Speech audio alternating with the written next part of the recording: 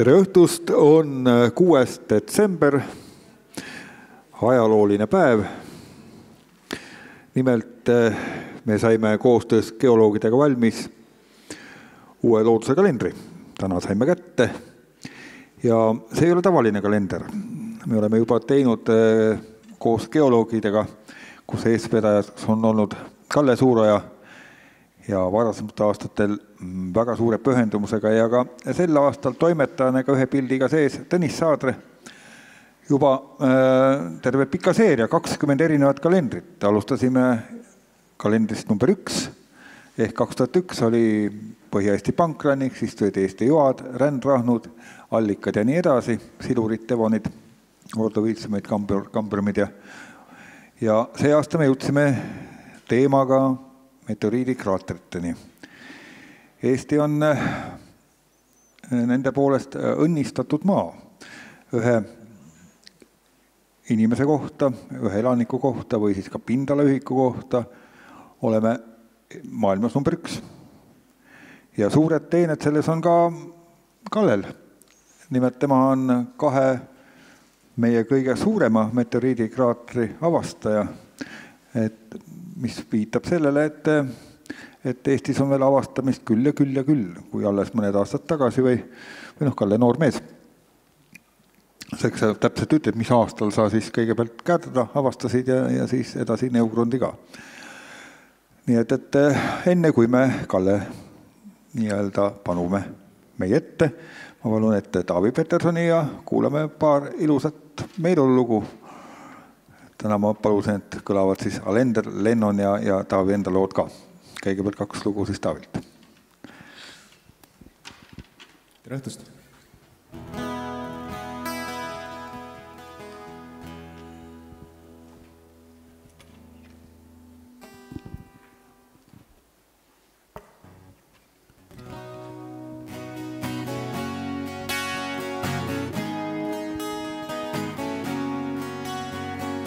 Vaikki kui või jääda saan, sest sõnum ei kuule sa veel.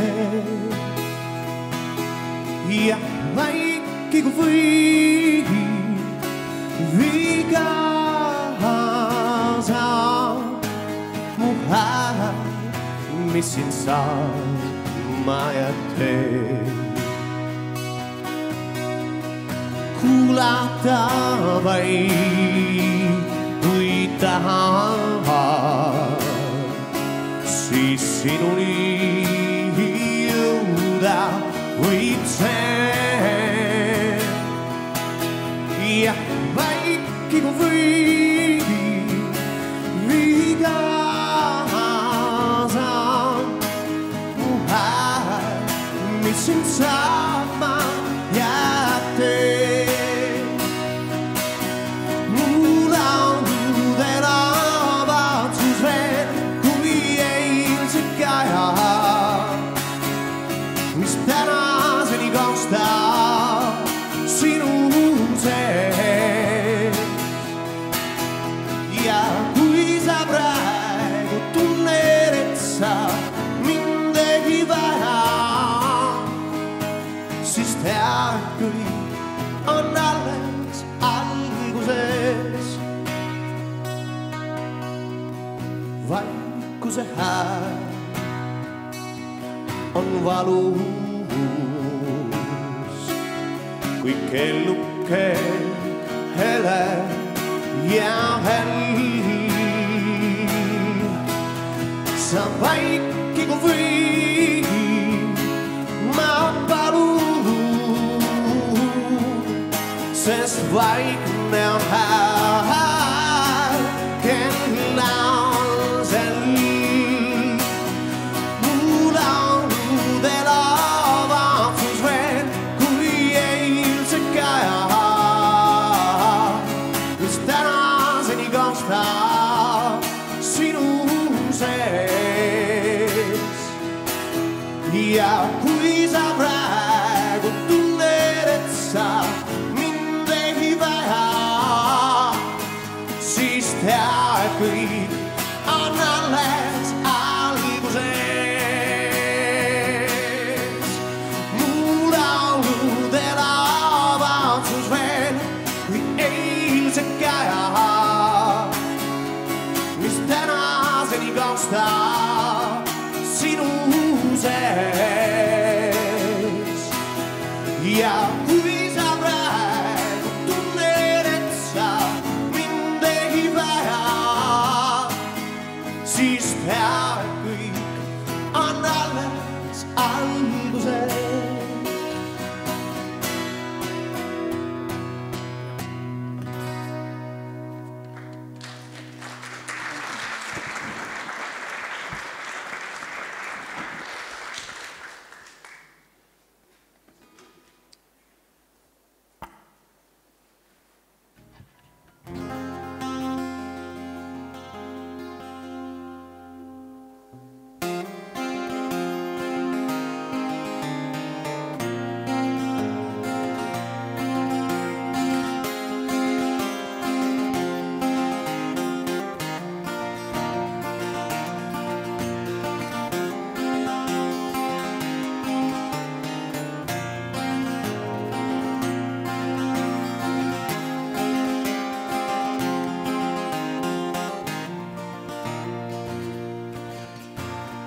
Each time that a wave crashes the shore, it brings along something, testing on memories, or trash from the sea.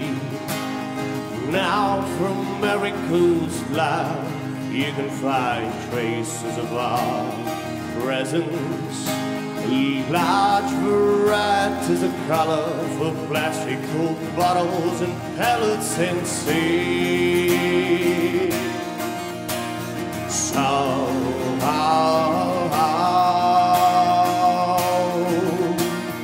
come with me to the journey, free the eye of beauty.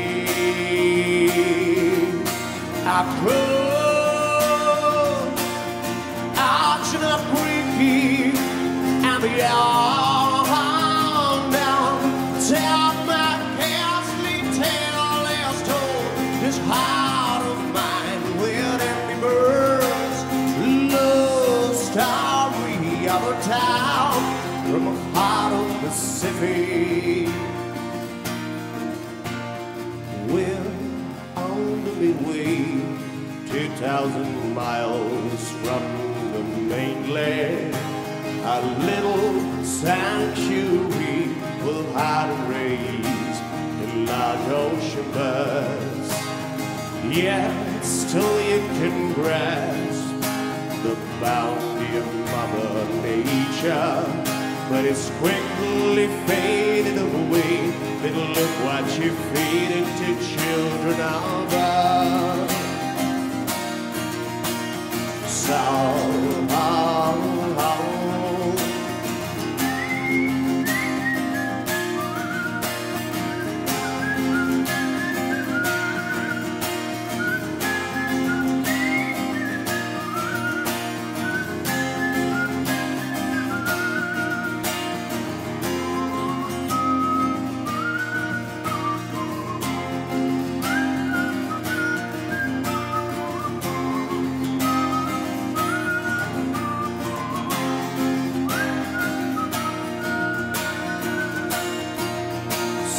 come with me till the journey, feel the eye of beauty. I cross an ocean of Greeky and beyond down.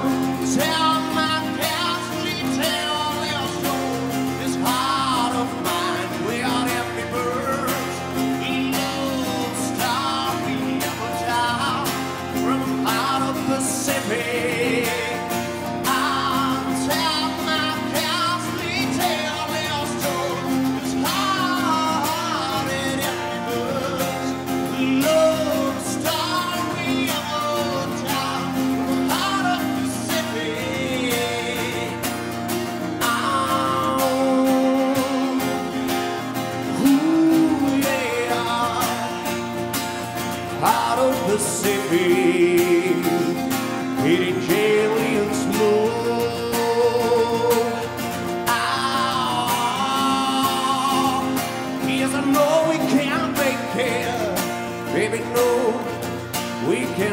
here if you come along.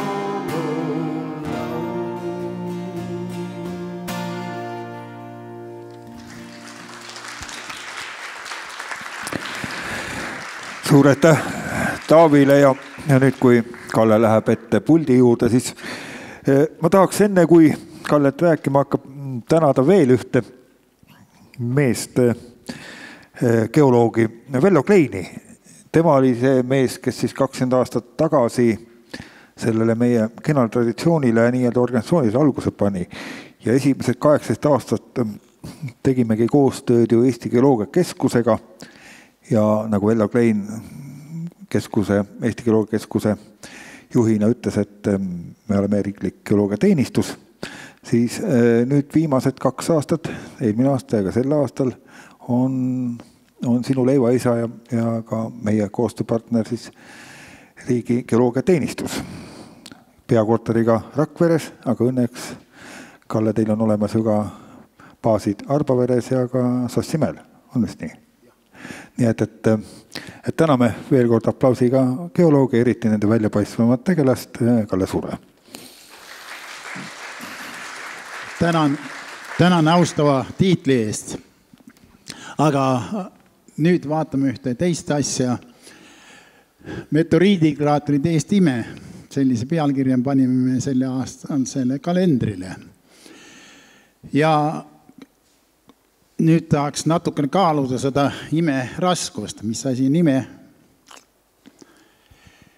Mis Eestis on kokku loetud, no ütleme 7 nibin-nabin meteoriidi löögi jälje või kraatri järgi lõhnavat struktuuri.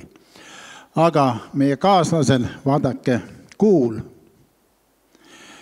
Mitte kogu kuupind ei ole niisugune, aga suur osa on.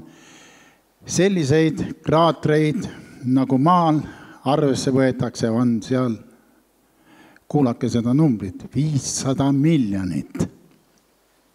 See ei ole vääratus. Miks maal, kus on kokku loetud 192 impaktstruktuuri ehk meteoriidikraatrit ja teisel pool 500 miljonit, miks see selline ebaõiglus on? Aga see on pikem jutt ja see tuleb järgmine kord jutuks. Aga täna teeme selle Eesti-poolsest imest juttu.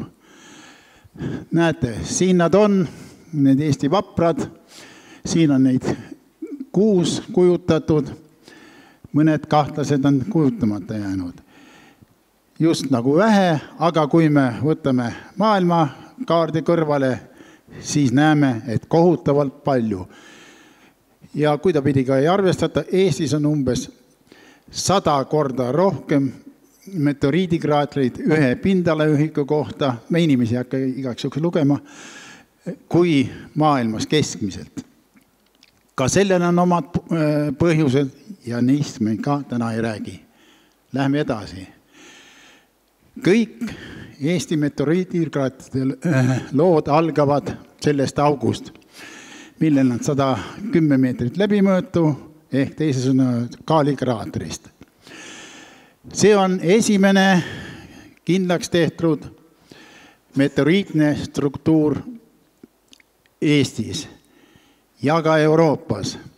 Kui lähme maailma peale, siis enam asjad nii roosilised ei ole, seal on tal tagasihoidlikum 7. koht. Üks koolmeister, andekas kirjamees Julius Kalkun Kaljuvee väitis 1922. aastal, et see auk seal kaalis kipub olema meteoriidikraater. Ja selle mõtiskuseda pani ka see üldise geoloogia õpikus kirja.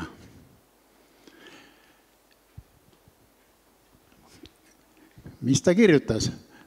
Sarnaseks meteoriidilöögi jäljeks julgen pidada ka mitmekesistest vaidlust põhjust andvat Kaali järve Saaremaal. See oli esimene sellekohane väljaütlemine. Aga siis läksid mõned aastad mööda ja 1927. aastal väitis see mäemees, geoloog Ivan Reinvald, et kes oli saadetud Kaalisse soola otsima. Arvati, et küllap seal on soolakuppel seal vast selle järve all, et sealt võiks soola saada. Soola ta ei saanud, aga tal hakkas idanema mõte, et seal võiks olla meteoriidikraater. Ja siin on selle näiteks, selle tõestuseks Ivan Reinvandil kulus 10 aastat, et leida esimene mõnikümmend grammi kaalu meteoriitse raua tükk Kaali kraatrist. See juhtus 37. aastal ja seda peetakse siis ka Kaali kraatri meteoriitse päritolu tõestamise aastaks. Aga siin on Kaali rekord. 600 grammi tervelt. See leiti eelmise aasta suvel. Siin on teise koha omanik, 396 grammi, ikka Kaalist. Ja nüüd heidame vast pilgu maailmasse. Hooba meteoriit. Kõige suurem maailma leitud meteoriitidest. Üle 60 tonni. Nii et vahe on. Üldse Kaalist on leitud kokku võib-olla paari kilo jagu seda meteoriitsid rauda. Nii et väga vähe. Ja siin need Kaali peategelased ongi. Me räägime Kaali meteoriidikraatrist, aga tegelikult on seal terve kraatrite väli. 9 tükki võtta või jätta. Peakraater ja siis ülejäänud umbes 1 ruutkilomeetrisel alal. Siin on Lidari reljeefi pildis, näete, augud on ilusti kenasti näha. See sündmus toimus umbes 3500 aastat tagasi. Kaua aega geoloogid pidasid siin vaidlust, kui vana on see kraater ikka. Pakuti igasuguseid arve välja kuskil 2100 kuni 8000 aastani. Ja siis alles paar aastat tagasi tuli üks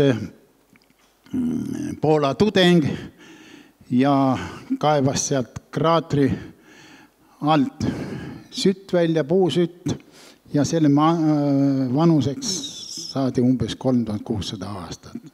Ja seda nüüd tunnistavad kõik. Mäletate, kunagi rääkis ju ka meie kadunud president Lennart Meri suurest tulelohest, mis tuli üle Ebavere mäe ja siis prantsatas sinna Kaalisse maha.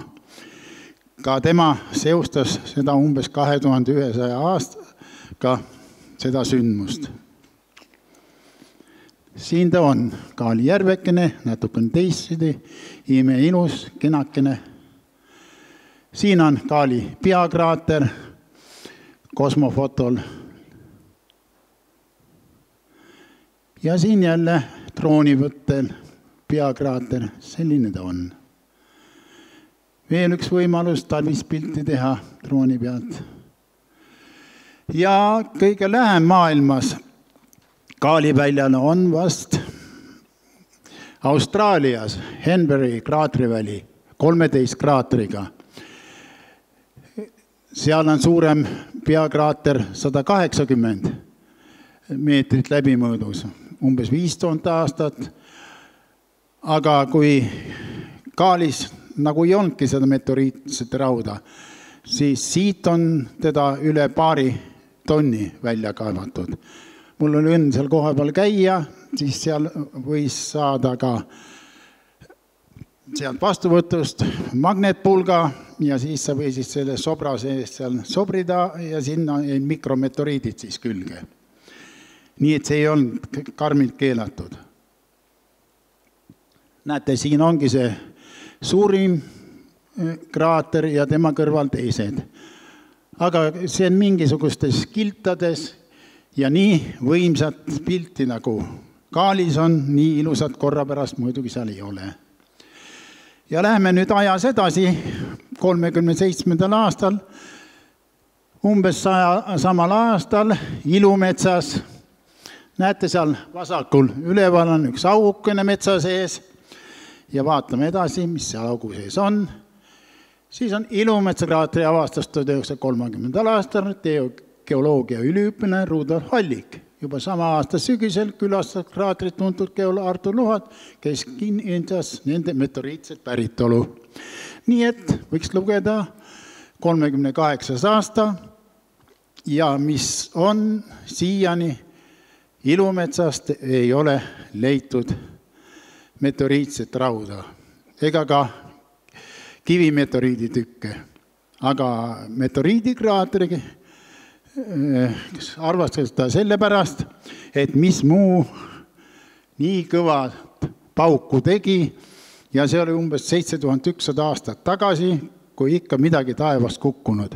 Näete, siin nad on. Ja ka see ei ole üksi Ilumetsas.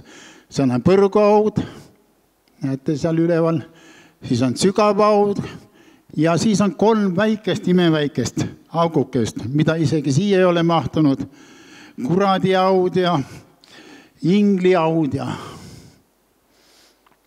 ja siin on kõige suurem põrguaud, 80 meetrit läbimõõdus, 12 meetrit sügav, 7100 aastat. Huvilisi jätkub. Sügavauaga 50 meetrise läbimõõduga on asi natukene nadim. See on üleni turvast täis kasvanud ja ka mets on näete sinna peale varisen, nii et teda leida on küllaltki raske. Rääkimata siis ingliauaks.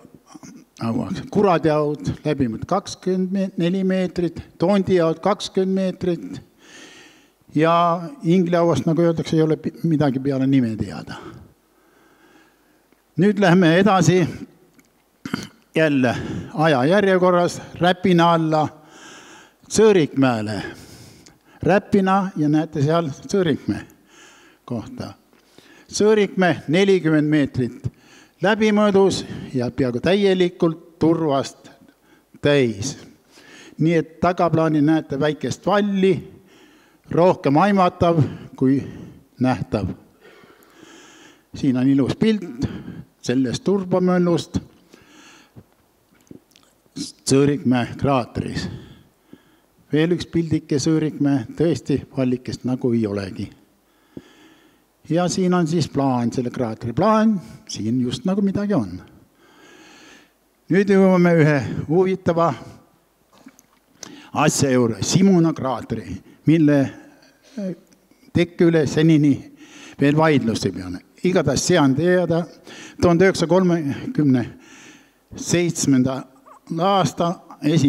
juunil tuli Roela poolt üks tuleküral läbi üle taeva ja kuskil Simuna orguse kohal ta plahvatas ja sealt nähti suitsujuga tagasi midagi maa poole tulevat.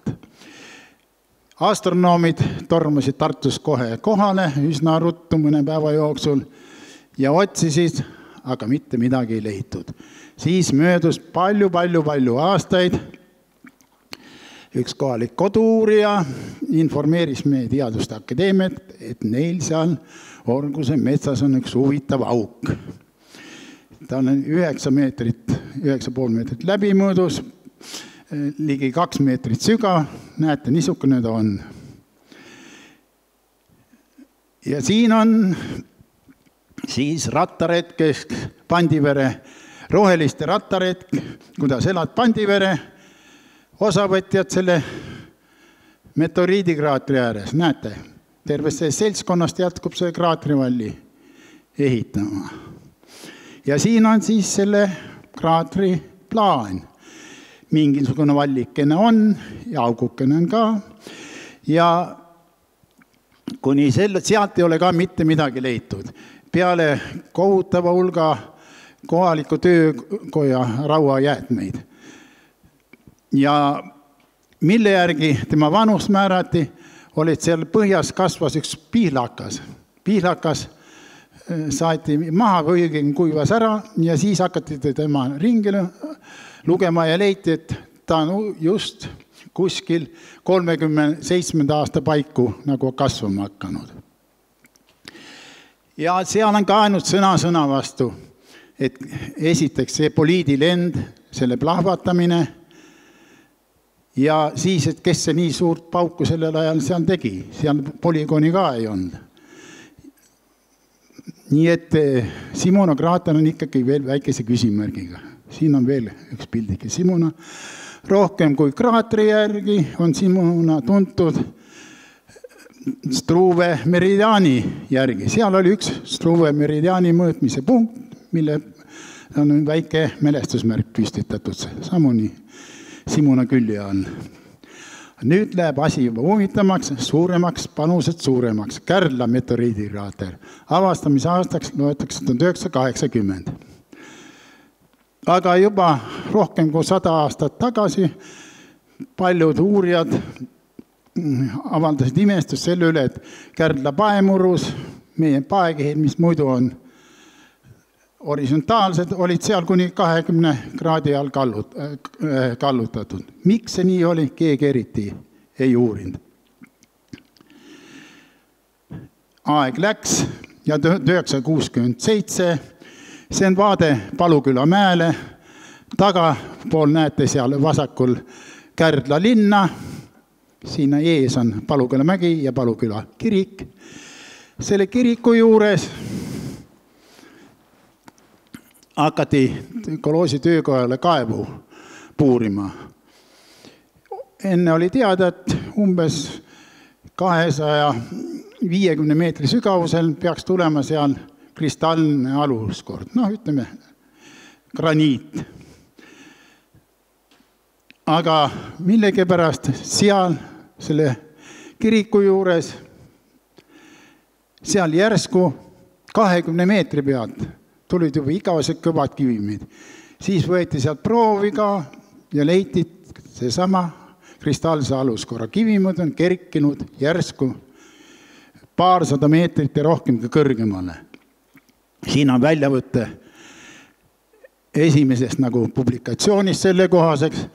Siis veel keegi meteoriidikraatritest midagi ei teadnud ja oletati, et küll nad mingisugused plakkantinaalsed kerked on, kus siis fundamendiplokid, tektoonika on nad üles lükanud. Näete, selline on Kärdla kraater Lidari reljeefikaardil. Paremal, see on see Paluküla vall, kus siis sinna fundamendini jõutid ja vasakul näete Kärdla linn ja keskel sile ala, Soovälja tasandik, me ütleme, see on siis meteoriidikraatri süvik. Kõik on mattunud, aga et jälg on, näete, paremal üleval, sellise augu on löönud Kärdla meteoriit maa gravitatsiooni välja, raskusihu välja. Väga selge joonistub välja. Ja siin samuti veel lähemalt võtnud. See on geofüüsikaliste mõõdust täiesti kiretu, nagu öeldakse, tõlgendus. Auk on. Siin on üks joonis. Need ringid, see on pauguga kraatrist välja paisatud purdmaterjali levik. Need on enam kui 25 kilomeetri kaugusele plahvatustsentrist levivad liivakruusakihid. Ja siin näete keskel ring, see on kraatrisüvik ja igaüks näeb ka läbi mere kulgevat madalikkude rada. See on Kärdla meteoriidikraatrit ümbritsev ringmurrang.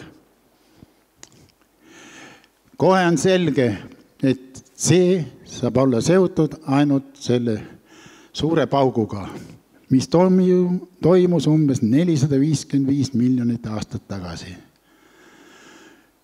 Ja siin on väikene mälestusmärk selle Kärdla paugule. Kärdla paemuru serval on ländart tüüpi kunsti tehtud ja niisugune ring ja keskel on üks väikene kivikene. See peaks sümboleerima seda, et suhtvahekord. Suhtvahekord on meteoriitide puhul, mis tulevad kohutava kiirusega, rohkem kui 10 kilomeetrit sekundil, kui nad maha põrutavad. Ja siis meteoriidi suhe kraatri läbimõõt on 1/20. Ja siin on proovitud ka siis seda silmast pidada. Siin on siis geoloogide läbilõigetel see kraater, muidugi kohutava ülekõrgendusega.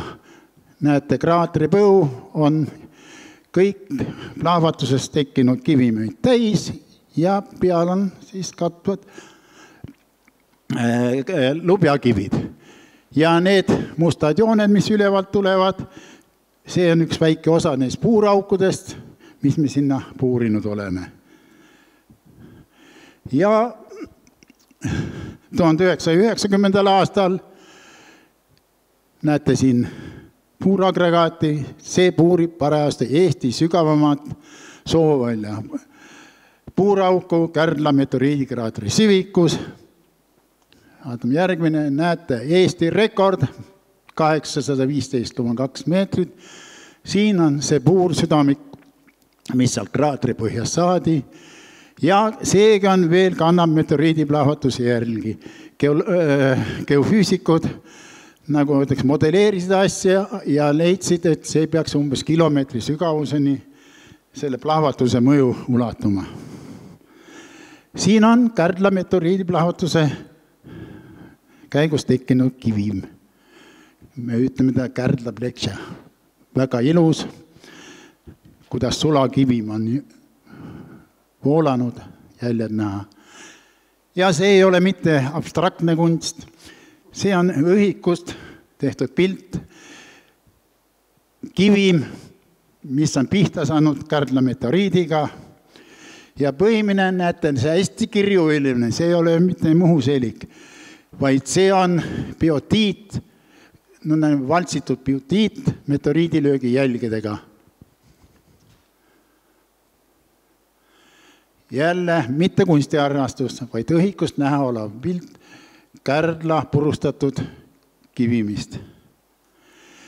Ja siin on peasüüdlane. Ma ütlesin, 1967 puuriti esimene puurauk sinna ja Kärdla kraatri meteoriitne päritolu sai tõestatuks 1980. aastal. Milleks selline viivitus? Aga ikka nende samade planaarsete elementide. See, mis siin on näha, see on umbes 1 millimeetrise läbimõõduga kvartsitera. Ja need paralleelsed jooned, mis seal on, ongi need planaarsed elemendid. Imepeenikesed lõhed, tihedad lõhed. Aga siis me seda veel ei teadnud, kui me uurisime, ja siis me ütlesime, et Kärdla kraater, see on plahvatuskraater. Ja salamasi mõtlemise küllap ta see maa-aluste kaarside plahvatusel on tekkinud, sest sellisest asjast nagu meteoriidiplahvatusest me ei teadnud suurt veel midagi. Ja ega maailmas ka ei teatud suurt midagi. Vaatame, kas saame tagasi ka. Tagasi ei saanud. Läheme nüüd maakera natukene teisele poolele Ameerika Ühendriikides, Nevada kõrbes. 50-60 aastal teil oli hoos suur paugutamine, aatomipommi katsetuste tegemine. See on Nevada katsepolügooni maa-aluste tuumaplahvatuste jäljed. Seal oli kunagi puurauk, puuriti alla, tuumalang pandi põmpsti lahti ja pärast seda oli tagajärjeks varingud. Siis oli ka rahulik aatom, prooviti, et sellega saaks hästi kaevatada. Väga palju võimu, suurt auku. Siin ongi üks 62. aastal tehtud Sedani nimeline plahvatus, millega umbes 150 meetri sügavusele puurauku pandi tuumalaeng ja siis lasti niisuguse efektse pauguga lõhki. Sellest jäi niisugune kraater, 400 meetrit läbimõõdus, 200 meetrit sügav. Tänapäeval on seal turismiatraktsioon, näete, vaateplatvorm üleval ja millegagi saab ikka alla sõita. Ilmselt radiatsiooni ei ole. Ja siin lähme teise asja juurde. Siin on Canyon Diablo, näete, see on see ussitauline asja, ehk enam tundnud meteori, Beringeri või Arizona meteoriidikraater Ameerika Ühendriikides. See on kõige külastatum meteoriidikraater maailmas. Näete, taga Canyon Diablo tagapool. See pauk käis umbes 50 000 aasta eest. Kraatri läbimõõt on 1,2 kilomeetrit ja veel. Ja nüüd näete, tollal algul läksid geoloogid uurima, mis sai neid kivimitest, mis olid üle elanud aatompommi plahvatuses. Ja siis leiti, et kvartsiterades, mis muidu lõhenemust ei oman väga halva lõhenemusega, järsku need, mis olid seal tsentri lähedal, olid omandanud ideaalse lõhenemus, tihedate lõhede võrgust läbitud, näete. See on sedaanilt. Ja siis ühed mehed olid ammu ajanud niisugust jurva, et need suured kraatrid, et need võib-olla on meteoriidilöögi läbi tekkinud. Aga keegi neid ei uskunud. Arvati, et natukene nikastanud. Aga kui nüüd need sealt samast kõrvast, sest seal ei ole kuigi Nevada polügoonil ja sellel kraatril, Beringeri kraatril ei ole kuigi palju vahet. Ja need leidsid seal kvartsis samuti neid planaarseid elemente. Siis oli selge. Ja praegu on ümber lükkamata tõdemus see planaarseid elemente kvartsis on maa peal võimelised tekitama ainult tuumapommi ja meteoriidi plahvatused. Kui te leiate ühe kivimindükis, kus on kvartsitera planaarsete elementidega, siis te võite öelda 100% tõenäosusega, et tegemist on meteoriidi plahvatuse läbi tekkinud struktuurida. Selle tõe me õppisime selgeks Kärdlas ja selleks kulus meil 13 aastat. Aga süües kasvab isu, kui Kärdla kraatri keskosa läbimõõt oli 4 kilomeetrit, siis 1995. aastal, kui me tegime geoloogilist kaardistamist Loode-Eestis, nägime me merepõhjas umbes sarnast, siis muidugi mitte nii ilusat struktuuri. Et mis see struktuur on? Kraatrivall nagu oli, aga me ei saanud aru, mis teeb seal keskel see platoo. Siin on nüüd teises, natukene raamatu lähemuses. See on nüüd kõrgresolutsiooniline merepõhja reljeef. See pärk seal ümber, see on siis kraatrivall ja keskel see paeplatoo, see on jäänuk siis kunagisest kraatri kohal olnud paekattest.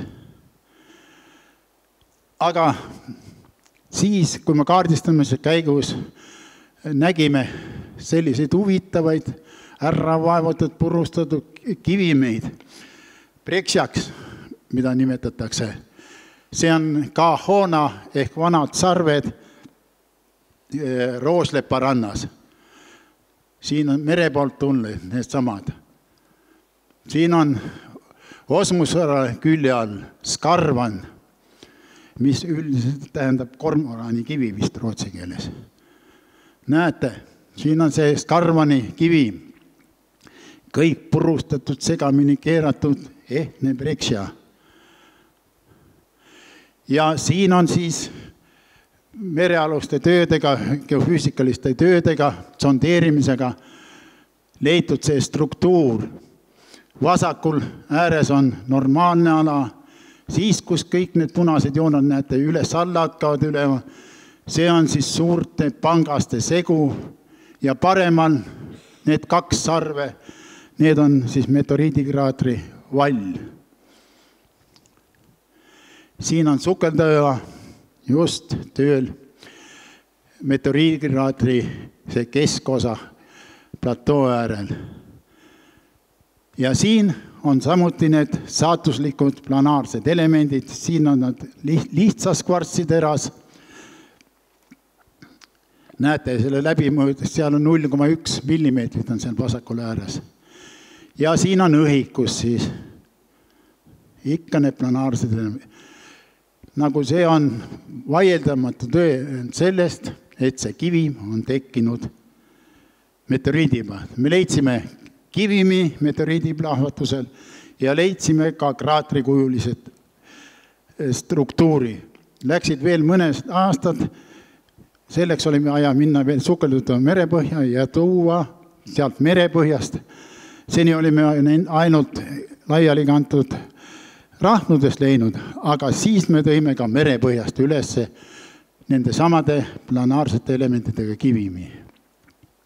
Siin on meie Neugrondi kosilane, täpselt peaaegu sama sarnane, ainult maismaal, Kesk-Austraalias, Alice Springi lähedal. See on Kuuses Bluff'i meteoriidikraater. Näete seal keskel ühte Loorberi-pärga. See ongi selle kraatri keskosa. Kuuses 22 kilomeetrit, see on see välimise ringi läbimõõt. See sisemine ring on kuskil 6 kilomeetrit. 140 miljonit aastat tagasi tekkinud. See on siis selle kraatri keskkonna sisemus.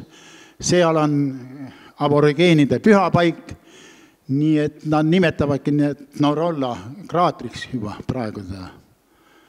Ja see on mu isiklik nägemus, kui silmapiilile ilmus Kuuses Bluff'i meteoriidikraatri keskosa.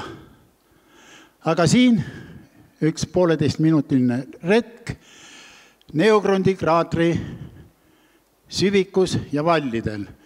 Nüüd võtame suuna üle ringvalli.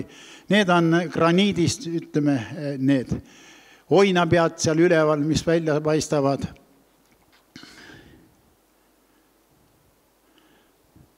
See on teie segadusse ajamiseks, see kuu tegelikult on see merepõhjas. Suured graniidimürakad kulutatud. Vahepeal on savid, mudad, mis välja ei ulatu.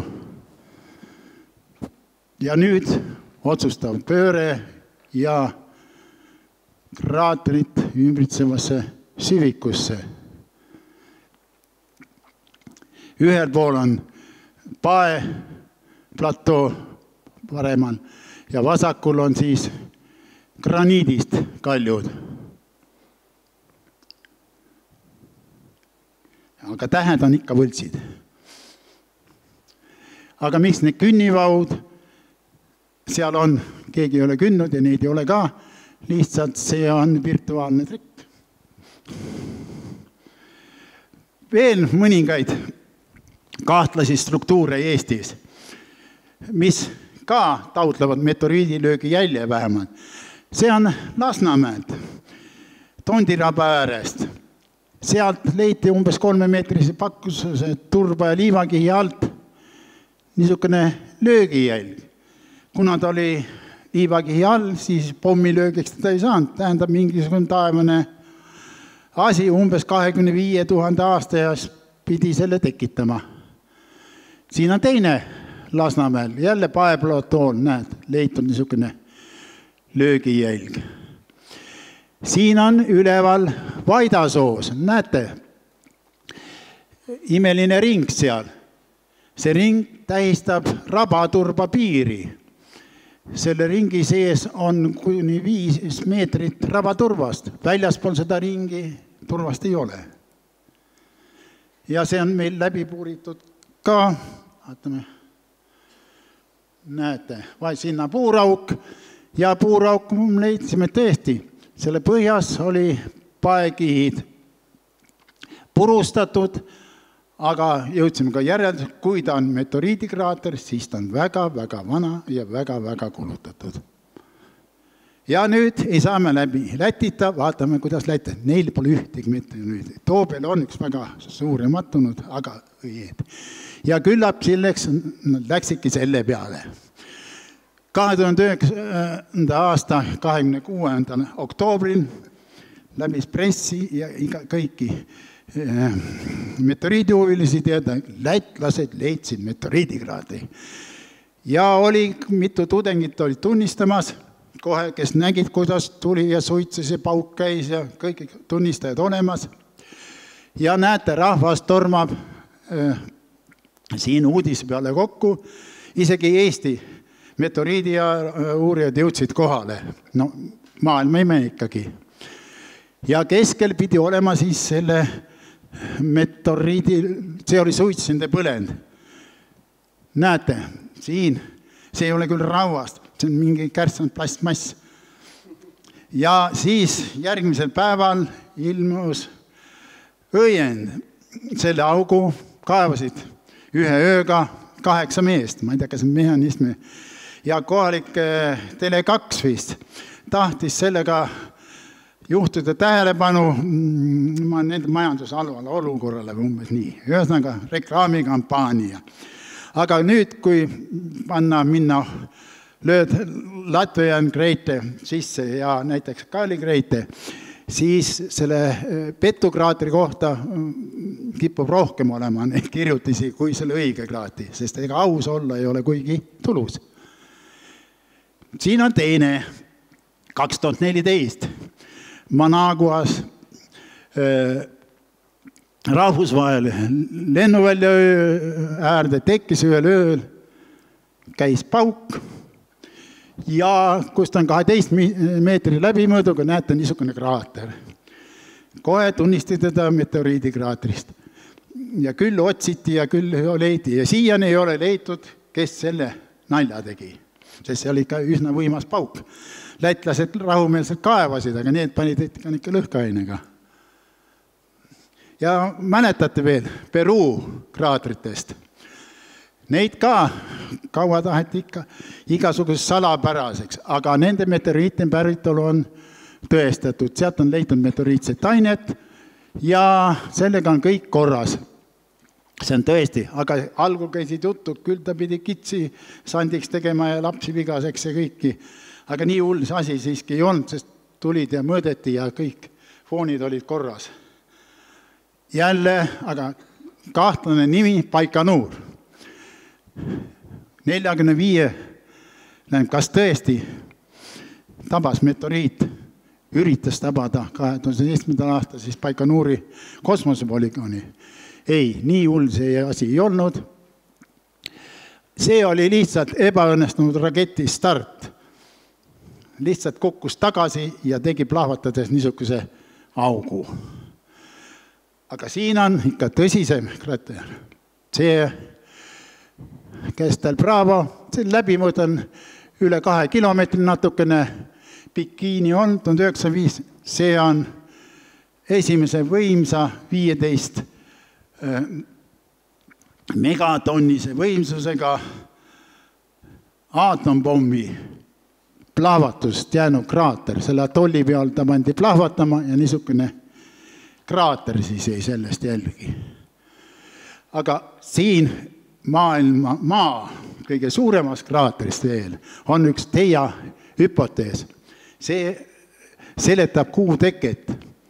See traagiline sündmus leidis aset umbes 4,5 miljardit aastat tagasi, kui maa oli alles noor ja kogematu, tal ongi võib-olla 100 miljonit aastat oli elanud, aga koor oli tal peal ja ta kohtas umbes Marsi suuruse teise planeediga. Ja nende kokkutõrke tulemusena maa Vaikse ookeani poolsest küljest välja löödud materjalist ja muidugi siis selle kosmoseküla materjalist ka sündis kuu. Seda peatakse kuu tekki üheks kõige vettpidavamaks hüpoteesiks. Kuidas meil on? Kas mul on läbi? Vaatame, mis siin veel on, kui võin. Järjest huvitumaks läheb. No jah, mul on siin veel, aga ma mõtlen selle, siin ma ühe oma kolleegi arvamuse. Ettevaatlik peab olema igasugustest loodusnähtavate ringide meteoriidikraatideks tunnistamise. Loodus lihtsalt armastab ringe. Selleks vast olekski siis kõik. Ülejäänud saada teada siis kalendrist. Nii palju, kui seal on.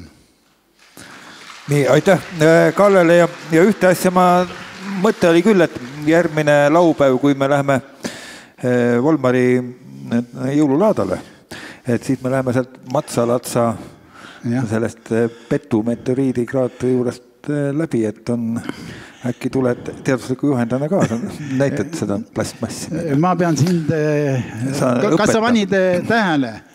Aastat, see oli 2009, 10 aastat tagasi. Jah, juubel. Pärast seda lükati see auk täis. Nii et ma kardan, et see, nägid selle põllul, eks ole. Et seal ilma detektorita vist seda kohta üles ei leia. Ma uurisin järgi seda, eks ole. Jaan palus mul ekstra uurida, just ma tahtis oma marsruuti sisse, aga jah. Ja muidu me vaatame seal Salatsi ja neid uhkeid Devoni liivakivi paljandeid, aga siis võiks ju vaadata ka. Noh, nii ta on. Nii, aga kalendris on jah kõik need lood ja tõepoolest see kalender, nagu te teate, mida koos geoloogidega me teeme või geoloogid kirjutavad ja teevad ka osa pilte ja siis vaatame fotograafide pilte juurde ja nii, et see on nagu kogu teos juba 20 vihikut kokku, niimoodi annab raamatu kokku ja ma tean inimesi, kes kõiki neid koguvad. Ja küll me järgmine aasta teeme jälle. Aga teema tuleb otsida ainult. Ei ole veel. Veel ei ole, jah. Seda ma räägin, aga küllap me leiame. Seda küsiti meilt umbes 10 aastat tagasi, et kas teil leidab ikka teemat veel. Ja ma ütlesin, leidub ja peame täna ka ütlema, et leidub. Nii, me hoiame saladusest järgmise aasta teema ja kutsume Taavi Petersoni laulma.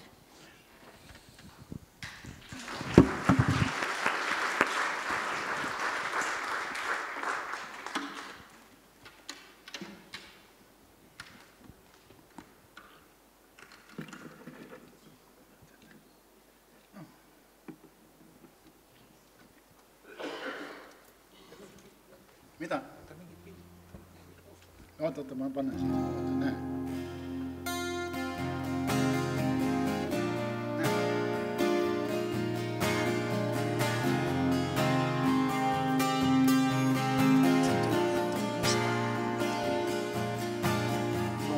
Shoot back my bags this night we're flying. Zero hour, 9 a.m. And I'm gonna be high as a kite by heaven.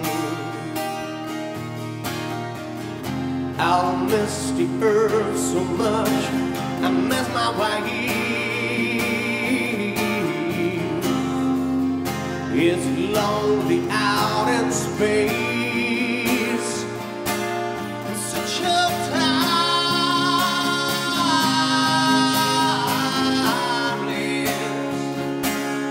timeless flight.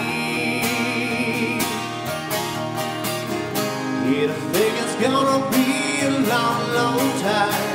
The touchdown brings me round and gives the fire. Not the man that ain't got oh no, no, no, I'm a rocket man,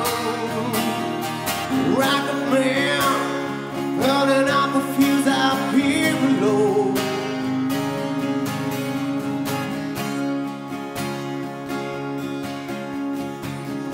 Mars ain't a kind of place to raise your kills. Yeah, the fact it's cold as hell. And I'll be no one to rest in if you did. You know the science I don't understand.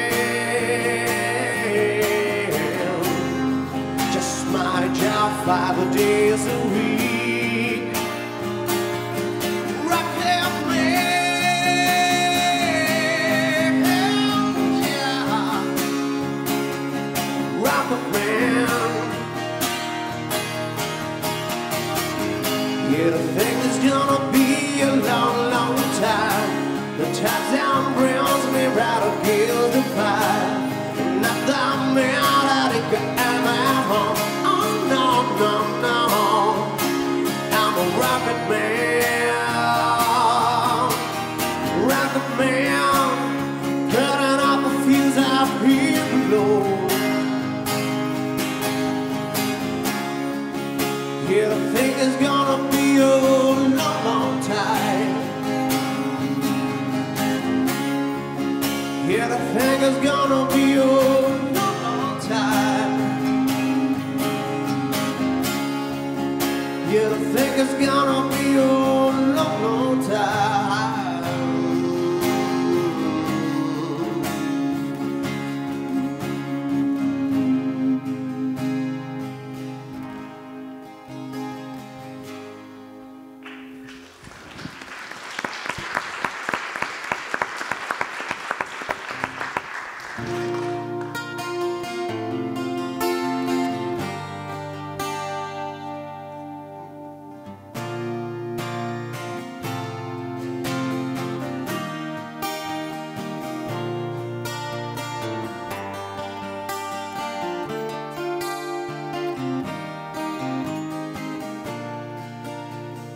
Ühes väikses Eesti linnas, kus minul on hää. Selles väikses Eesti linnas, mille nimi on Otepää. Ühes väikses Eesti linnas, kus minul on hää. Selles väikses Eesti linnas, mille nimi on Otepää. Selles väikses Eesti linnas kaotab ihanne. Kui tuleb rõngupoolt paremat kätt, kõige siinpoolsem majake. Maja pööningul tuttav nahine hoiab talvel ta sügisel lõhna. Hoiab talvel ta suvehel lõhna. Mina mõlemaid tunda sain, mina mõlemaid tunda sain.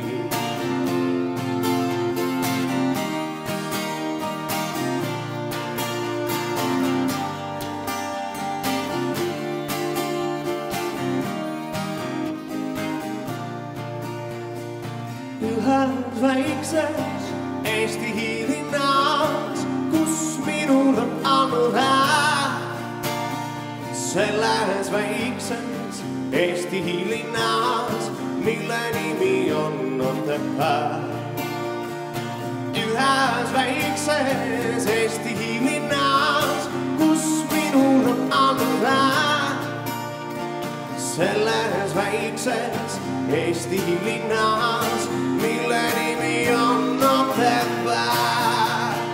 Selles väikses Eesti linnas kaotab ihanne. Kui tuleb rõngupoolt paremat kätt, kõige siinpoolsem majake. Maja pööningul tuttav nahine hoiab talvel ta sügisel lõhna. Hoiab talvel ta suvehel lõhna. Mina mõlemaid tunda sain, mina mõlemaid tunda sain.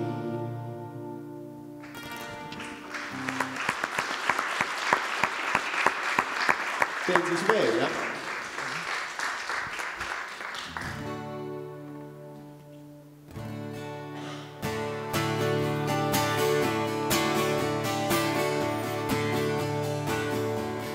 Mul armas sa, jah tõesti oled sa. Sinust mõtlen nii algul päeval ma. Kui kohtan sind, siis näen su säras silmidas. Armastan sind ma, armastan. Kui sõidan taas, siis ära kaugele. Süda igatseb su järele. Kui kohtan sind, siis näen su säras silmidas. Armastan sind ma, armastan. Kui mind kiirelt möödub aeg ja tunded muutuvad, sest sa küll kui jääd, küll kui jääd. Su silmi ma ei näe, su häält ei kuule ma, sest sa küll kui jääd, küll kui jääd. Mul armas sa, jah tõesti oled sa. Ent minu jaoks just pole loodud sa. Taas üksinda nüüd ma ja mure vaevab mind. Armastan sind ma, armastan. Armastan sind ma, armastan.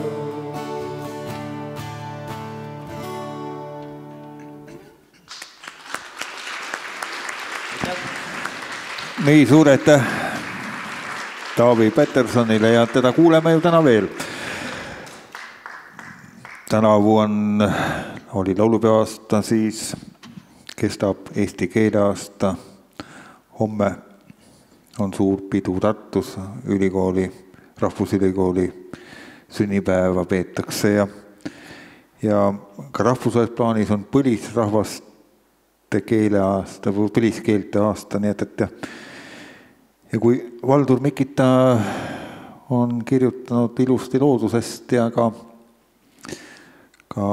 südamevaluga loodusest eelmine aasta, siis tänavuse keeleaasta puhul ta kirjutas meile aabitsa. Ja ma palungi, et Valdur, sa tuled rahva ette ja kui nüüd Taavi laulis seda, et mis põhilaulu sõna oli, armastan, see on vist kõige ilusam eestikeelne sõna, aga niikuinii sa oskad rääkida ilusasti eesti keelest meile.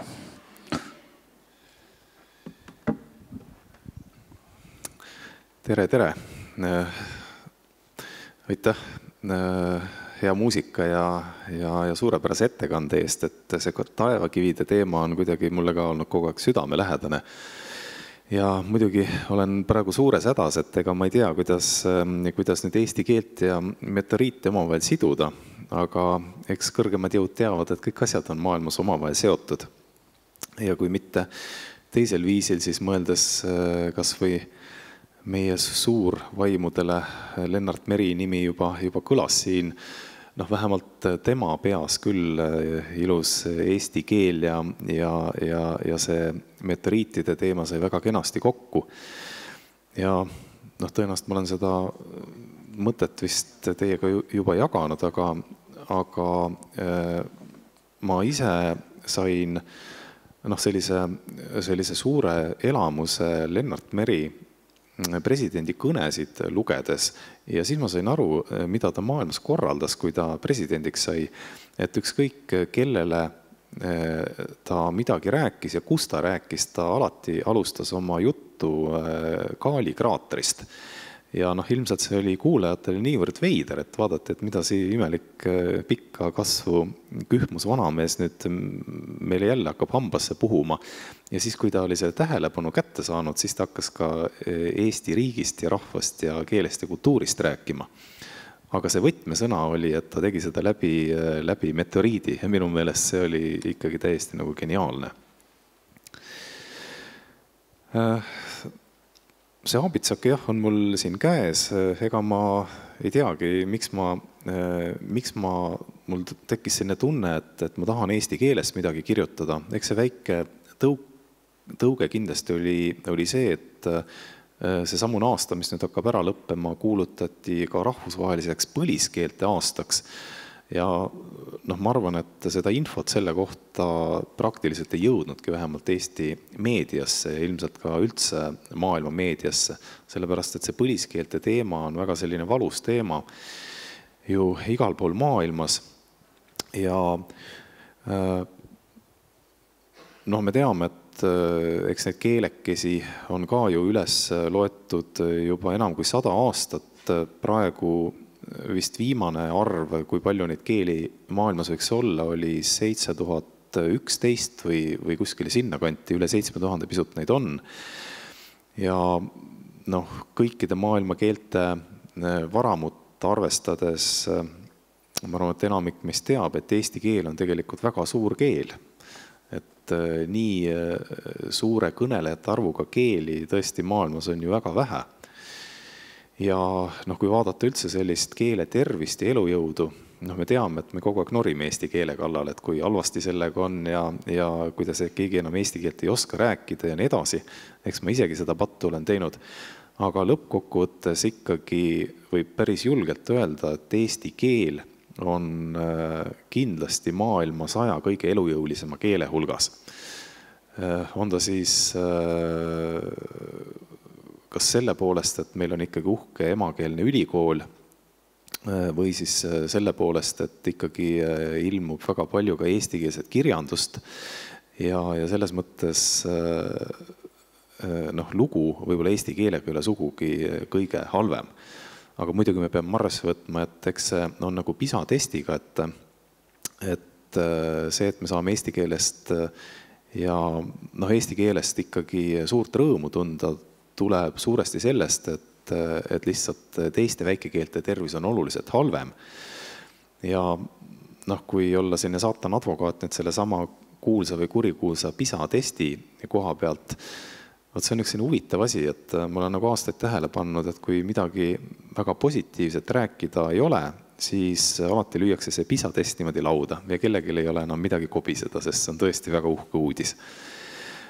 Aga seda vist nimetatakse negatiivseks Flinni efektiks, mida üks intelligentsuse uurija tähele pani juba õige pikka aega tagasi, et millegipärast see modernne elu ikkagi kahjustab ka inimese sellist intelligentsust olulisel määral.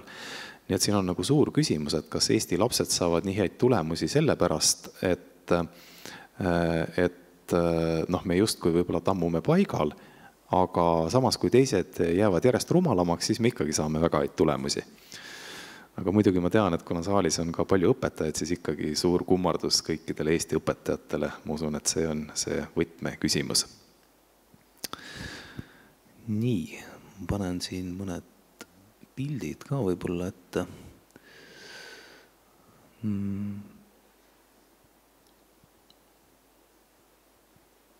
Kuna mulle tundus, et ma vist ei taha seda raamatukest hakata ümber jutustama, et siin on mulle omaselt väga palju sellist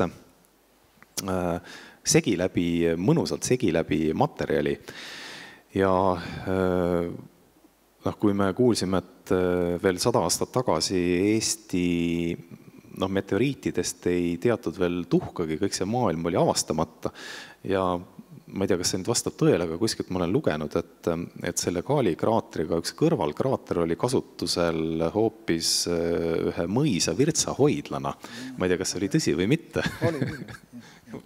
Et Kalle võib seda pärast kommenteerida, mis tähendab seda, et meie veel 100 aastat tagasi ühesõnaga ei osatud seda kultuuriväärtust veel sugugi ära tunda ja hoida.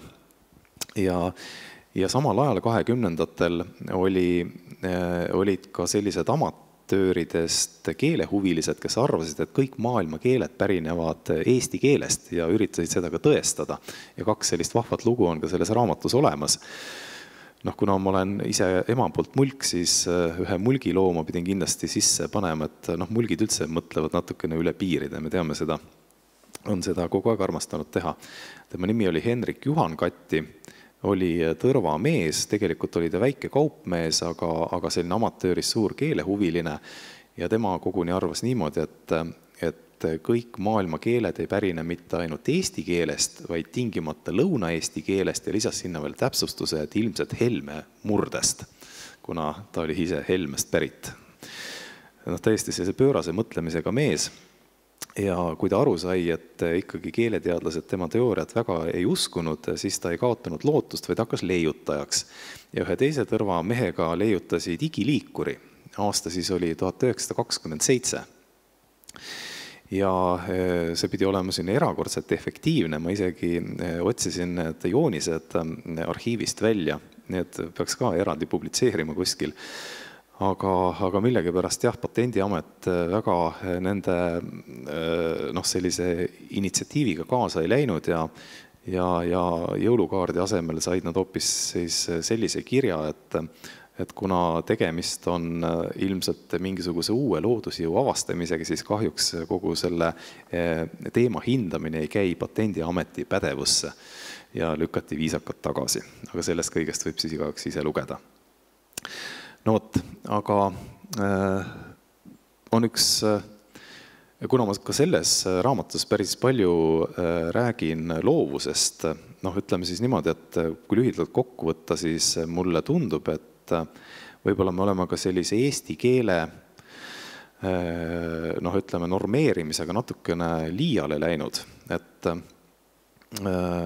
võib-olla see, et me ei oska alati õigesse kohta koma panna, ei olegi nii traagiline. Ma arvan, et keel on ikkagi inimesele antud selleks, et väljendada meie loovust esiteks. Ja kui see koma teinekord läheb ka valesse kohta, siis sellest pole midagi, et tegelikult see, mis me peaksime ikkagi püüdma, on kuidagi võib-olla selle loovuse teemale nii-öelda sellega rohkem nagu sõbraks saada. Ja nii paradoksaalne, kui see ka ei ole, kuna ma oma dissertatsiooni kunagi kirjutasin loovuse teemal, siis mulle see teema on ikkagi selline südamelähedane, otsin seda loovuse komponenti, kas siis metsas käimisest või kuskilt keelepõhjast. Aga tegelikult pole siiamaani suudetud vastata lihtsale küsimusele, kas loovust on võimalik õpetada. Ja väidetavalt pole olemas ühtegi sellist programmi, mida läbinud lapsed näiteks 20-30 aasta pärast tõesti neid mõõtes võiks siis väita, et nende loovus on tõusnud. Ja koolis kipub olema veel selline natuke pöördvõrdeline seos, et mida nooremad lapsed, seda rohkem on neis loovust, aga mida vanemaks nad saavad, seda vähemaks see loovus jääb.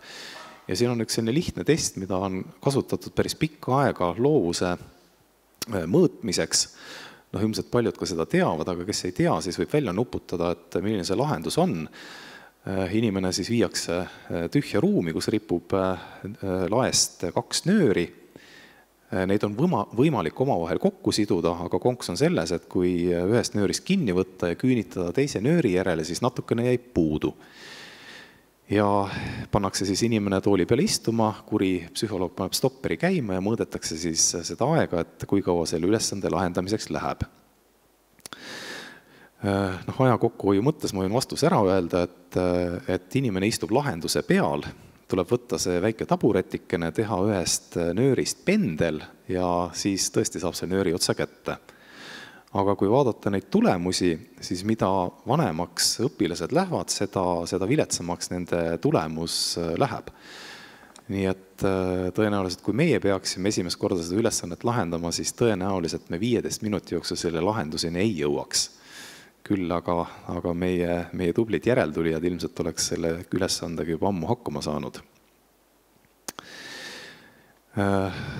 See on nüüd olnud lihtsalt üks väike selline konflikt, mida selle eelneva raamatu autor kutsuti lahendama, et üks laps kukkus läbi gümnaasiumi füüsikaeksamist ja lihtsalt seetõttu, et ta ei osanud mõistlikul kombel vastata küsimusele, et kuidas mõõta baromeetri abil väga kõrge hoone kõrgust. Et eeldatav vastus oli siis see, et õhurõhkude vahe väga kõrge hoone puhul juba annab tunde, seda on võimalik ära mõõta. Ja tema pakkus välja just muid huvitavaid asju, et ronida katusele baromeeter nööri otsast alla lasta, siis nöör üles tõmmata, selle pikkus ära mõõta, või siis vaadata näiteks mitu baromeetrit mahub ühele trepiastmele, trepist üles joosta ja siis lihtsa lineaarse tehtega siis saada sellise baromeetri koefitsiendi kaudu selle maja pikkus kätte.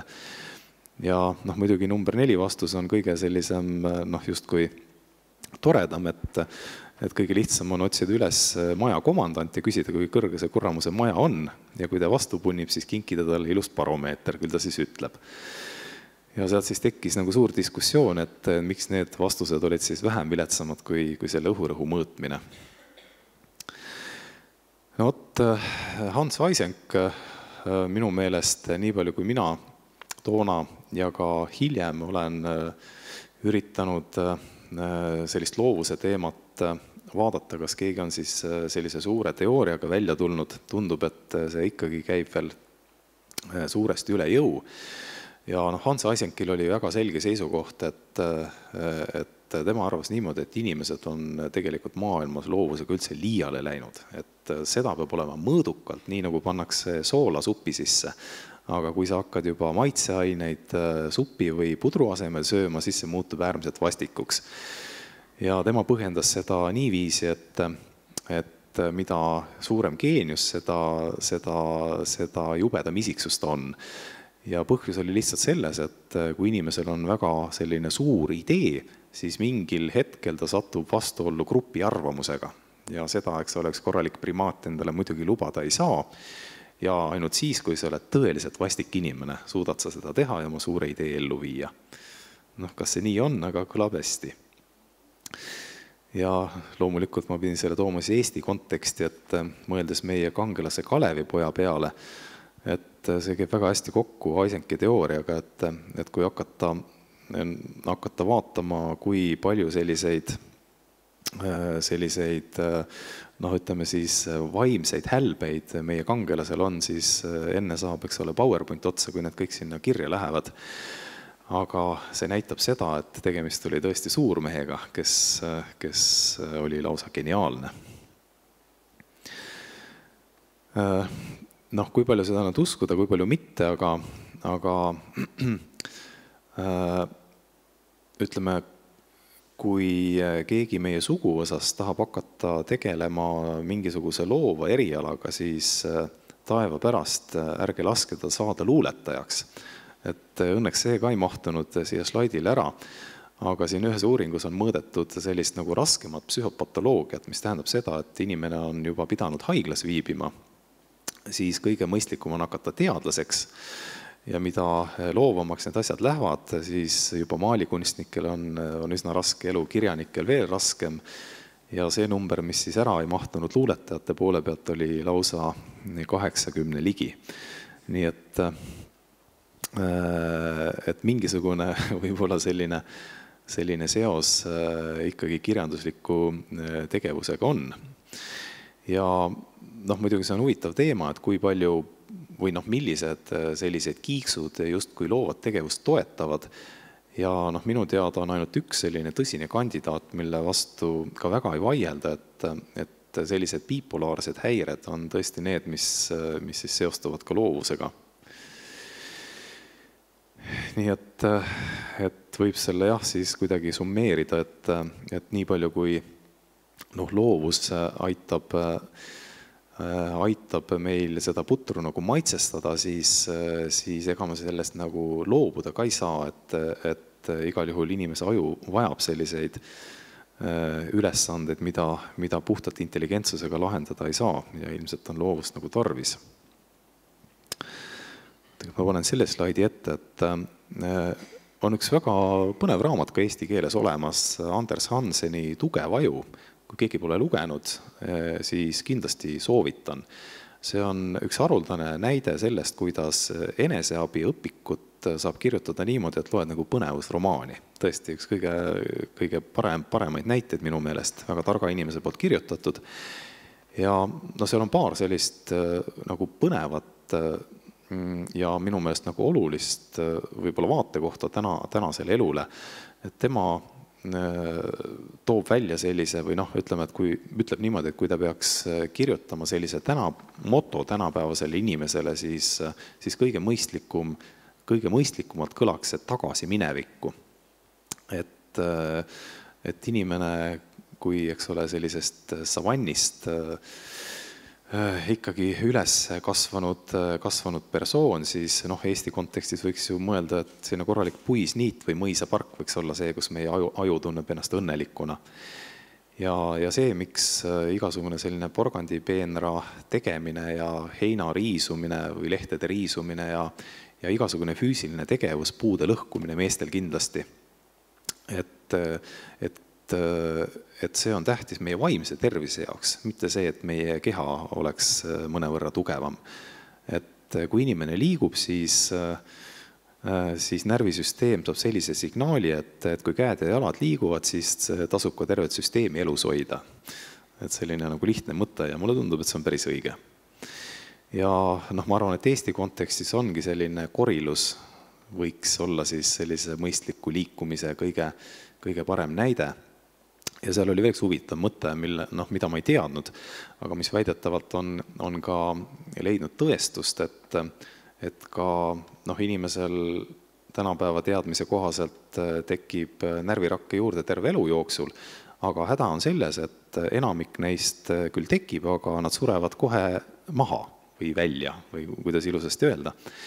Ja ainus võimalus neid uusi närvirakke siis ellu jätta on anda neile kohe kätte mingisugune hästi raske ülesanne. Ja selline seenemetsas orienteerumine, et sa sealt täiskorviga välja tuled ja metsa ära ei eksi, on üks parimaid selliseid ajuharjutusi. Ja see raamat ütleb ka üsna otsesõnu, et kõik, kes lahendavad ristsõnu, et tegelikult ainus, mis te sellega omandate, on see, et te oskate järjest paremini ristsõnu lahendada, aga oma vaimsele tervisele te väga palju sellega kaasa ei aita. Et kõik sellised navigeerimisülesanded maastikul, need pidid eriti hästi mõjuma. Ei taha nüüd ka väga pikalt rääkida, aga võib-olla korraks mainin siiski Alison Kopniku nime, et tema on väga põnevalt kirjutanud lastest ja tal on selline üsna selline tugev väide, et tema väidab, et tegelikult inimesed jagunevad kahte liiki, väikelapsed ja kõik ülejäänud. Ja see esimene iniliik, väikelapsed on peaaegu kõikides asjades täiskasvanud inimestest paremad, välja arvatud füüsiline jõud. Aga kuna täiskasvanud panevad ennast füüsilise jõuga maksma, siis kahjuks on see maailm selline, nagu ta on. Aga tal on üks selline nagu põnev nagu seisukoht, et ta on väga kuri sellise lasteaia hariduse peale, mis meenutab kooli, kus väikesed lapsed pannakse juba justkui tundidesse õppima, neil on mingi kindel programm ja ta siis on üritanud tõestada ka mingite uuringute kaudu ja võrreldes siis loodusrahvad ja siis tsivilisatsioonis üles kasvanud inimeste sellist haridust ja võimekust, et selline sihipäratu otsing on kõige parem võimalus anda lapsele selline normaalne psüühika. Ja mine tea, et äkki tal tõesti võib ka õigus olla. Sünesteesiast ei jõua praegu rääkida, aga loomulikult minu armastus sünesteesia vastu saab ka selles raamatus natukene turgutust. Eks need sünesteedid on sellised huvitavad persoonid, on nad ka oma loovust rakendanud väga erineval moel. Seda pilti ma vist kunagi olen näidanud, see on ilus kapsapea, see on üks Prantsuse avangardistist kunstnik oli ka sünesteet ja tema leidis ühe hea võimaluse, kuidas sellega siis raha teha, et lõikas kapsapea pooleks ja hakkas selle ilusa kapsapea mustri järgi laulma, et tema oli nimelt selline mustrisünesteet. Ja siis ta veel põhjendab ka, et miks ta just kapsast peab kõige imelisemaks muusikainstrumendiks, et ei ole kahte ühesugust kapsast, et lõikad pooleks ja selle sees on alati isesugune laul. Ja võib-olla ka meie esivanemad, kes sibulast ja kapsast nii kenasid mõistatusi tegid, tegelikult tundsid selle ilusa asja ära. Siin on nüüd üks pilt sellest konkreetsest keeleaabitsast. See on nüüd ühe minu hea tuttava, kes on ka sünesteet, selline lihtsalt, kuidas tema tähti näeb. Ja ka selline natuke traagiline lugu, et kuidas lasteaias oli tal väga raske nagu lugema õppida, et kuna kõik need tähed, mida siis kasvataja sinna tahvli peale panid, olid vale värviga ja ta läks segadusse, et kas ta peab, eks ole, õppima lugema nagu värvi järgi või siis tähe järgi, et tal läks nagu tükk aega enne, kui ta aru sai, kumb see nagu oluline on. Nii, jätame natukene vahele, aga siin on üks selline huvitav Tallinnast pärit üks võib-olla, ütleme, 20. sajandi üks kuulsamaid selliseid vaimuheerusi, kes sündis Tallinnas. Tema isa oli Toomkooli õpetaja, vist isegi mingi aeg direktor ja ütleme sellise venestuspoliitika tõttu kahjuks see perekond pidi Tallinnast lahkuma. Wolfgang Köhler oli siis 5-aastane, kui nad perega Saksamaale kolisid. Aga tema läks ajalukku sellise väga põneva katsega, et joonistas paberi peale 2 sellist tindiplekki, üks oli sakilise kujuga ja teine oli sellise ümara kujuga, mõttes välja 2 olematut sõna, konkreetselt siis Maluma ja Takete ja palus siis inimestel ütelda, et kumma nimeks siis sobib Maluma ja kumba nimiks Takete. Ja tuli välja selline väga kummaline seos, et sõltumata sellest, mis keelt inimesed rääkisid, kõik said aru, et Takete on see sakiline plärakas ja Maluma, see õige nimi on selline pehmete vormidega tindiplekile sobiv.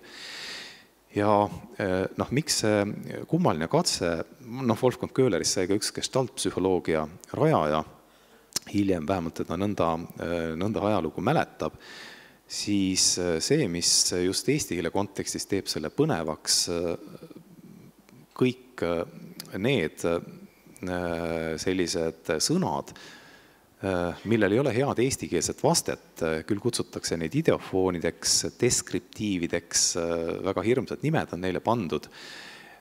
Igal juhul on fakt on see, et eesti keel kubiseb sellistest sünesteetilistest sõnadest.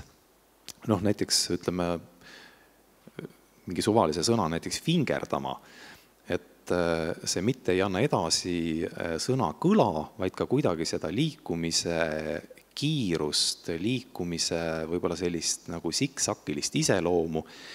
Ja kui seda sõna kasutatakse, siis korraliku eestlase keeleinstinkt juba loob terve maailma sinna juurde. Ja see on nüüd täpselt vastupidi, mida ütles üks suuremaid keeleteadlasi Saussure, kes ütles, et tegelikult kõik keelesõnad on täiesti suvalised, need on sellise juhuslikkuse teel nagu tekkinud, siis ilmselt õige varsti ka sinna keele teooriasse tehakse selline suur parandus ja ma väga loodan, et selline sünesteesia ikkagi saab maailmas oma õige koha tagasi. Aga sellest ka siis pikemalt võib raamatust lugeda. Ja miks ta võib-olla eesti või ütleme siis soome-ugri keelte kontekstis või konkreetselt siis eesti ja soome keele kontekstis selline selline sõnaloome on hästi oluline. Seda on ka keeleteadlased välja toonud, et selliseid suuri rahvuslikke aktsioone, et mõtleme välja uusi sõnu, kas siis eesti keeles või soome keeles, neid tõenäoliselt väga palju selliseid rahvaid peale eestlaste ja soomlaste ei olegi, et see tähendab seda, et meie mingisugune selline keeleinstinkt suudab väga kergesti luua uusi sõnu ja just tänu sellele, et meil on see keeleinstinkt on oluliselt teistsugune kui Indo-Euroopa kõnelejatel. Ja siin on lihtsalt mõned toredad sõnad, mille on siis välja mõelnud lapsed. Selle aasta kevadel oli üks tähekese sõnavõistlus, kuna sealt üks sõna on tõesti vähem kui poole aastaga saanud selliseks sõnaks, mida peaaegu kõik juba teavad, et influenceri asemele mõeldi siis välja selline tore sõna nagu suunamudija.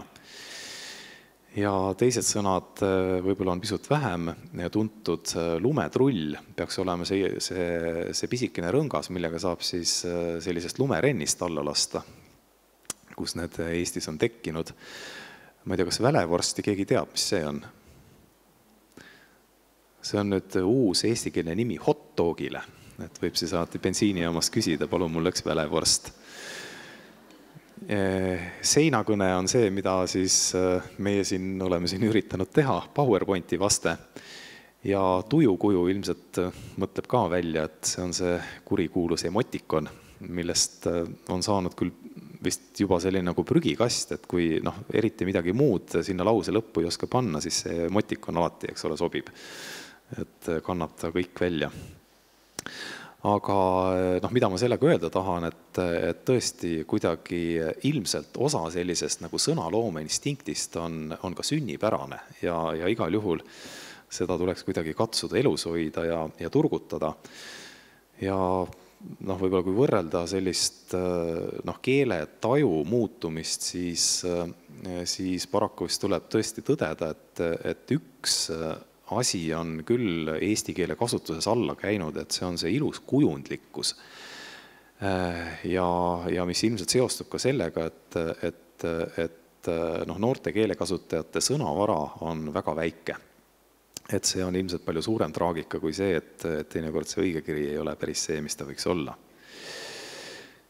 Ja õige natukene olen selles raamatus puudutanud ka sellist maagilise sõna või sõna jõu teemat. Et me teame seda tegelikult isegi, et sellise kurja sõna najal üles kasvanud inimene tõesti muutub teistsuguseks kui hea sõna sees üles kasvanud inimene. Ja nüüd on seda ka siis teadlased üritanud tõestada, et tõesti selline ütleme verbaalne vägivald rikub ära inimese neurogeneesi, et tekibki inimesel vähem närvirakke sinna või siis ütleme hallollust natukene vähem. Ja see muutus ei ole mitte ainult funktsionaalne, vaid tõesti ka struktuurne. Et kui inimese peale karjuda, siis tema aju muutubki teistsuguseks. Selline jube lugu. Aga ma pigem kipun uskuma, et see võib ka nii olla.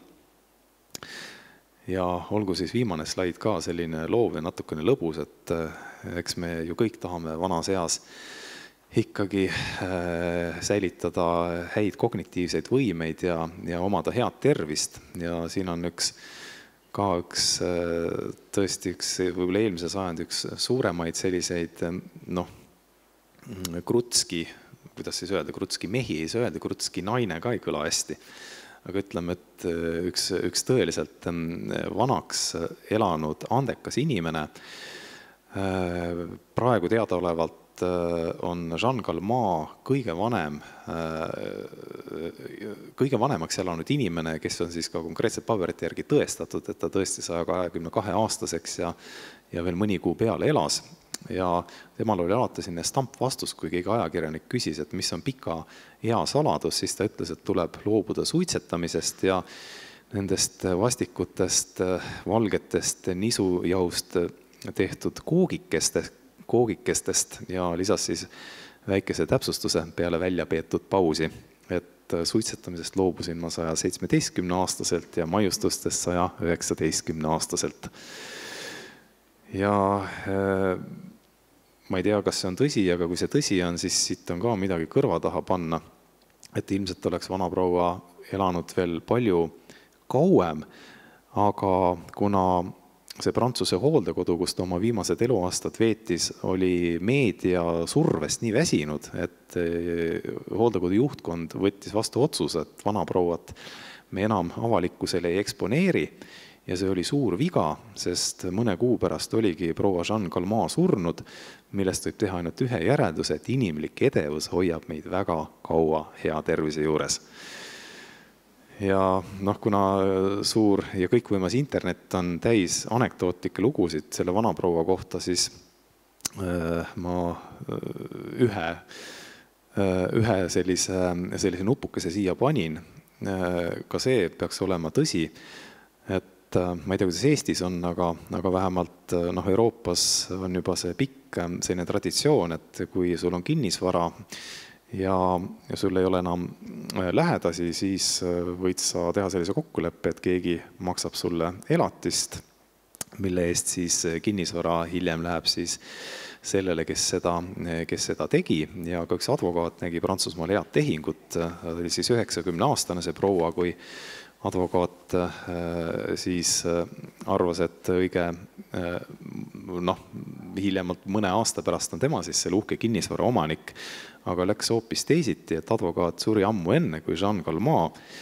Ja kuna see leping oli veel nii halvasti koostatud, siis ka advokaadi lesk pidi veel aastaid maksma sellele vanaproovale pensioni.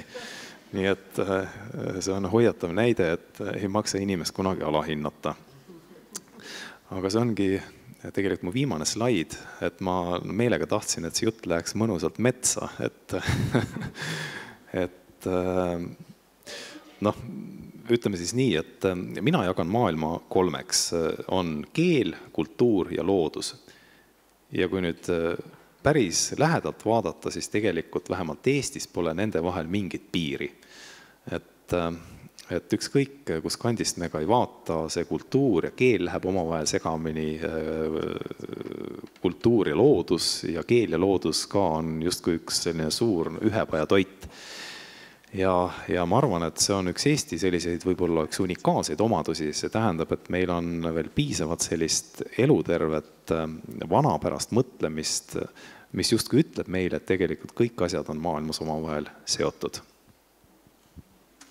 Aitäh! Nii, aitäh Valdurile ja tänane õhtu jätkub nüüd kontsertiga, nii et enne kui me saame veel raamatutes autogramme võtma hakata, enne siis ikka kontsert ka veel.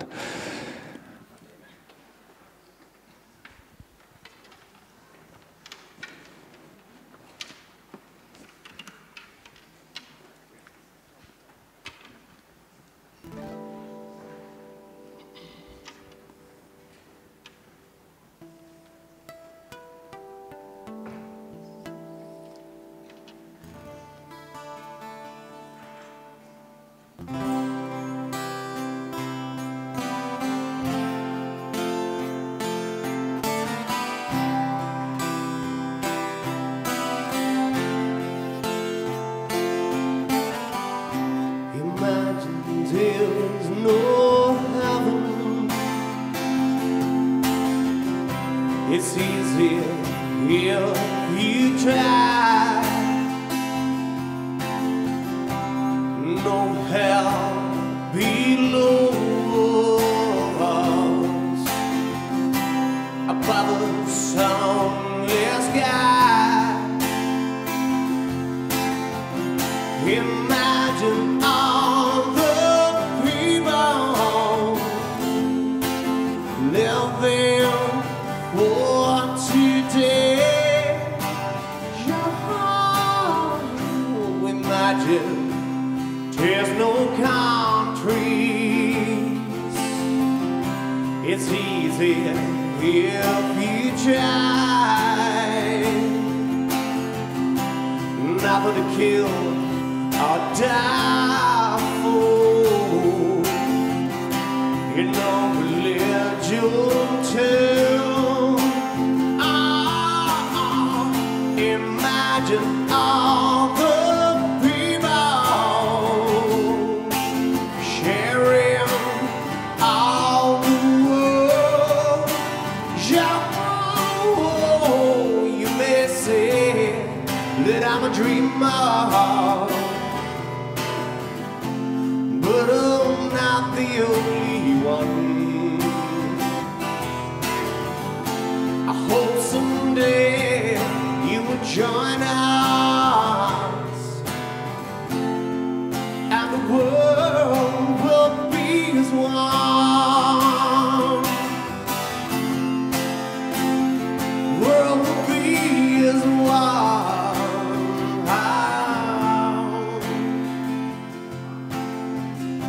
Imagine no possessions. I wonder if you can. Nothing to kill or die for. A brotherhood of men. Imagine all the people sharing all the world. Sure, you may say that I'm a dreamer, but I'm not the only one. I hope someday you will join us.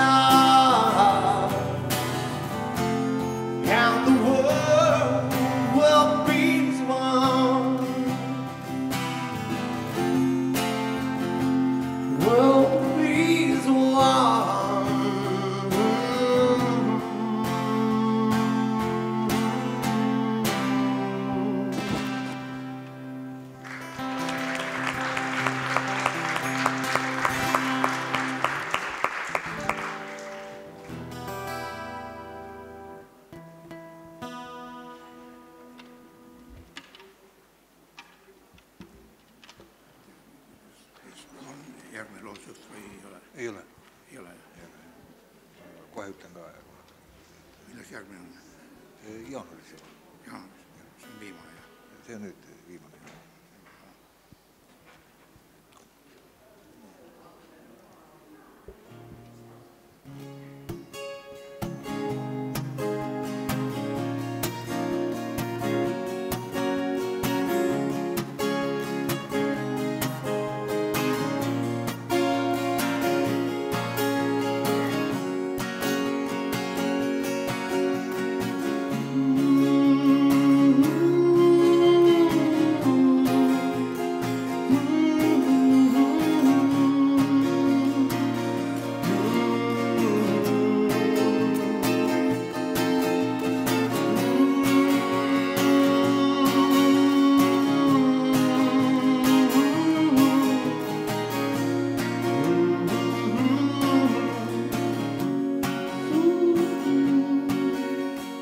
Sound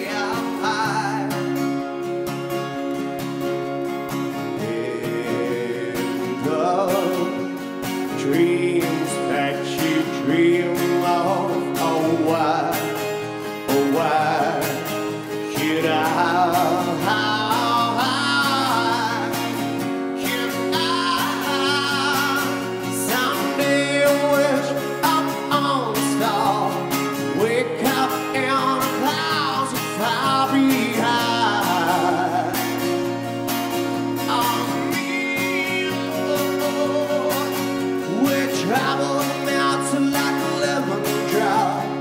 High above the chimney top is where you found me.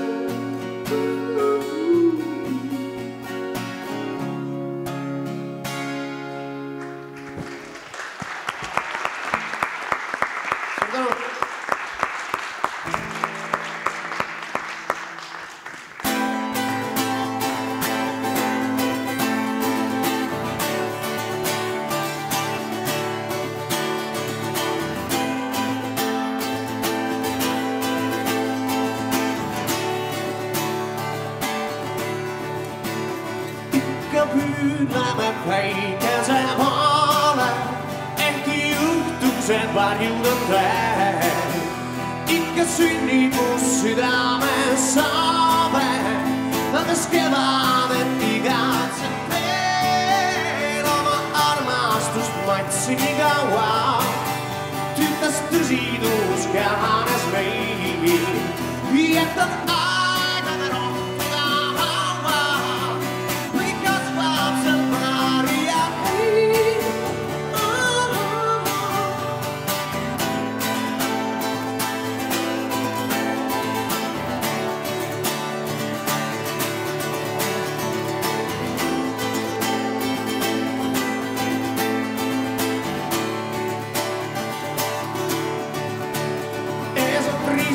Ja kuhugi minna, kun alkurjus ja paremman päev. Läks otseni viitamet sinna, iga õhtul ja päikesel laev. Ongi jugi silda ei ole, õhtu varjudes näin tee. Ma pean minema päikese poole ja ma lähen üle tee.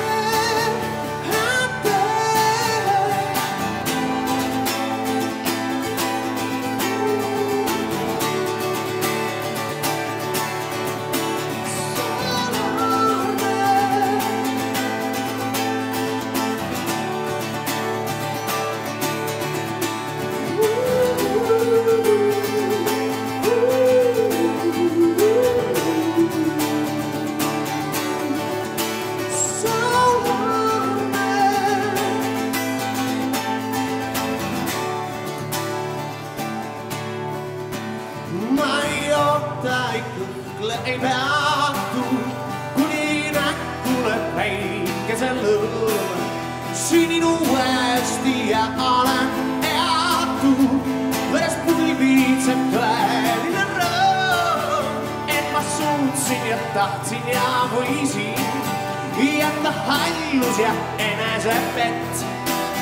Juurdub päiksesse avaneb õisi, süda pulbil on kevade.